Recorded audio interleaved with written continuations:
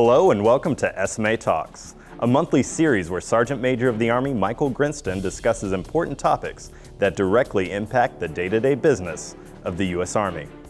This month, our topic is on the importance of counseling. FM 6-22 states that developing our leaders is integral to the Army's success, and it is a leader's responsibility to teach, counsel, coach, and mentor subordinates. SMA, thank you for being here. It's good to be back. And SMA, what are your thoughts on counseling? Well, I think this is the most important thing that we could do, minus leader development, is how do we counsel? How do we talk to? It's a two-way flow of words where we interact with each other. But how do we do that? And how do we do that in this day and age? I think counseling is the most important thing that we can do outside of leader development. It's a big part of everything we're trying to do with the people first. So it's a big deal, and we have to do it. We got to be routine about it, and I think we actually have to do better with our counseling. So we put a lot of focus on that lately. And I know a lot of soldiers think of counseling as always being negative. How do you think we can change that narrative that it's always bad? It's kind of funny, guys. I got a funny story I still remember. Is one time I was a young NCO, and I said, "Hey, I'm gonna give you a counseling." And the soldiers looked at me and said, "What did I do wrong?" I said, "You didn't do anything wrong." So I said, there's positive counseling, and I gave one. I think that's the key to changing. How do we change the negative connotation? Is do more good counselings where we can say it's okay to write down that you did a great job. And I think that's one of the things we struggle with, is that's how we get out of the negative connotation, is just by doing more positive counseling. But on the Army side, we're actually looking at how do we change our counseling form? Do we make that automated? Can I do some other things? So the Combined Arms Center right now is doing the Soldier Leader and Development tool, and that's a pilot to see how we can change the counseling in the future to help get out some of that negative connotation. And speaking of changing counselings, how has counseling changed since you joined the Army?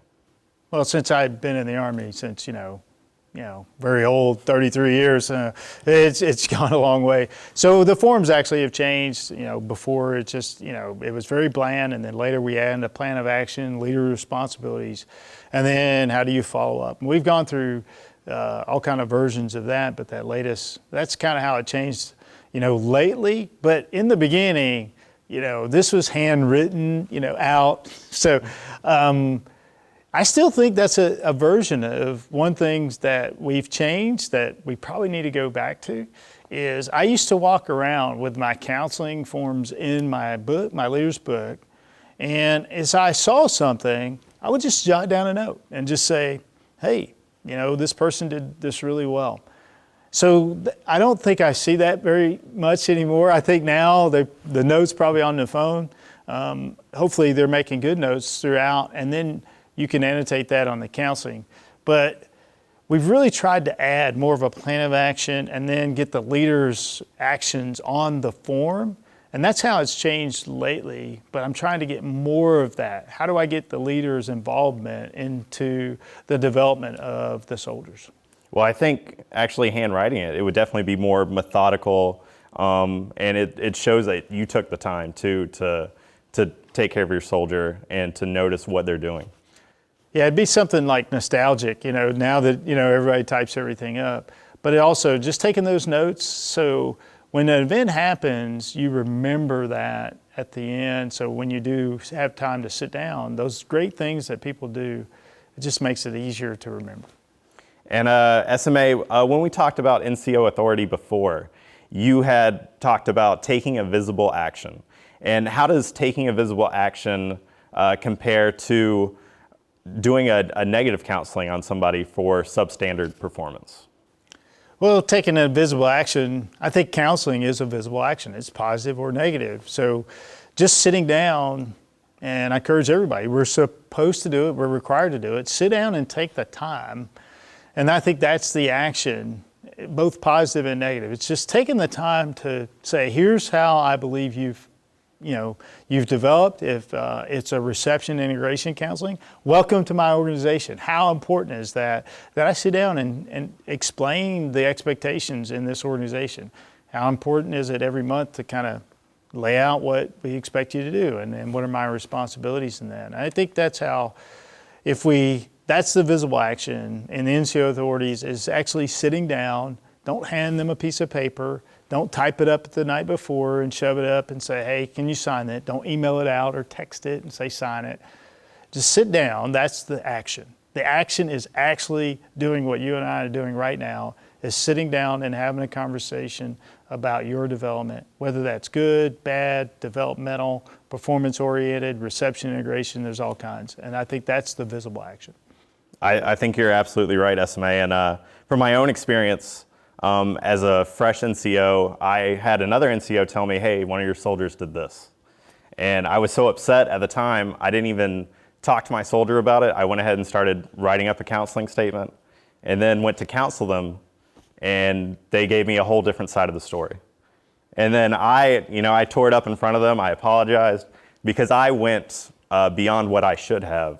And I should have just talked to my soldier first, found out what happened before jumping to give them a negative counseling.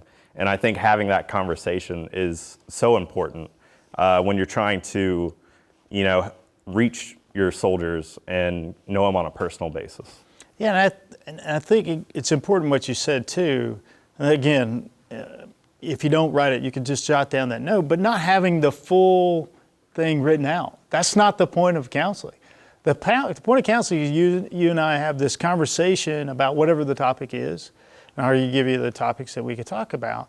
But when it's not already filled out, if you're the receiver of that, I've been receiving counseling many times, at 33 years, I get a lot of counseling. But what I'm saying is, imagine it's already done, and you haven't even heard the other side of the story. Even if it's my development, it's already done. It's not. So having that counseling where it's not all the way complete filled out, you just kind of, let's fill it in. Let's talk about it. Is this what you want to do? Or is this what happened? Or in your situation, is this what happened? And you don't have it all written out. And if it is handwritten or you just have a draft, you have that conversation, you fill in the blanks. Then maybe, later you go type it up and you go, hey, is this what we talked about? I think that shows that you care, that you really do want to listen, and you have it completely made up your mind on whatever that topic is. And thank you, SMA. And since I have you here, I'd love to hear your thoughts as to how NCOs can be better leaders, especially if they're lacking leadership opportunities in their field. Like, I'm public affairs. We don't really have traditional platoon sergeants, but we do have first sergeants. So how can I better prepare to fill a role like that? I think there's, a couple domains. I use all three, I guess. Self-development is, what can you read? How can I develop myself and, look at, any doctrine that you have on just basic leadership. So I think there's a self domain where you can kind of read on, hey, what is it like to be just a small unit leader? I would use some that would take from not just the Army, but take those thoughts outside the Army. Small unit leadership is not just, an Army, specialty. And so self-domain. The second one would be, you're going to go to school, so institutional will help you out. And I think lastly is the operational. You said it. I have a first sergeant. And sitting down with a first sergeant and say, what are those roles and responsibilities that I may not be doing right now because I don't have a large squad, but I want to be in one of those positions and ask them. So having a mentor, reaching out to the mentor, I think would be the three things that I would encourage you to do. Thank you, SMA. Yeah, thank you. And thanks to those watching online right now. Next month's topic of discussion is This Is My Squad, Engage Leadership and Knowing Your People. If you have any questions for the SMA or ideas for future episodes, leave them in the comments section or use hashtag SMA Talks on Twitter and Instagram.